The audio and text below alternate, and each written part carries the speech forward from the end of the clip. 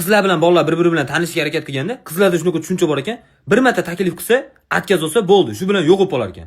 iPhone 3 singari xuddi yer yuzida umuman bo'lmagan, tushunasizmi? Lekin bolalarda unaqa emas. Bolalar 25 marta harakat qilib ko'radi. Ashunda ham o'xshamasa o'ziga yana 50 ta imkoniyat beradi. Xullas tugamaydi imkoniyatlar. Meni bitta oshnam xuddi shunaqa logika bilan 1-sinfdan beri bitta qizni yaxshi ko'radi. 3-sinfdan keyin hali qizni ayasini o'qib yaxshi ko'rmay qo'ydi. Xudoning bergan kuni oshnam bitta harakat qilib ko'raveradi. Lekin mana qizlarda shunaqa narsa bor ekanda miyasida, qaranglar mana hamma qiz, mana ba'zilarga kal yoqadi, ba'zilarga sachko, ba'zilarga nakachinni prisi bor bolalar, ba'zilarga oq, ba'zilarga qora. Lekin hammasi bir ovozdan pakana bolalarga toshingni ter deydi ekan.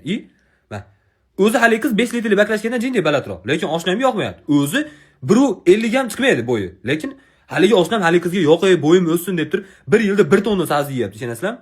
Kechqurun o'zini turnikka baylab qo'yib uxlagan odam ko'rgansizlar, ashuna qilyapti. Yo'q, o'sa olmayapti. Tushunasizlar? Farosat o'syapti. Narx-navolar o'syapti, dollar o'syapti. Oshnamning bo'yi bilan oyliklar umuman o'smayapti.